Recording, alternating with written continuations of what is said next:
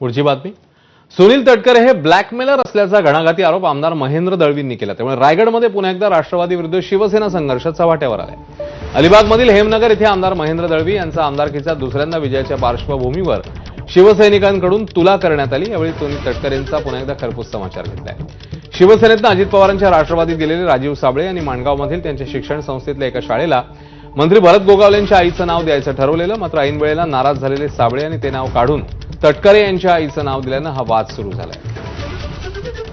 राष्ट्रवादीचे वरिष्ठ नेते किंवा तटकरे साहेब हे ब्लॅकमेलिंग करतात. आता राजू साबळे आमच्या पक्षाचे कार्य नेते होते. त्यांच्या अनेक एज्युकेशन संस्थेला आम्ही देखील मदत केली आहे सगळ्यांनी तिथे. अशा परिस्थितीमध्ये त्या उल्लेखनीय कार्यक्रमामध्ये शिंदे साहेबांच्या मातोश्रीचं नाव एका इमारतीला, आदरणीय भरतशेठ मंत्री मोदयांच्या मातोश्रीचं नाव एका इमारतीला, त्या सोहळ्यामध्ये तटकरे साहेब प्रमुख अतिथी होते.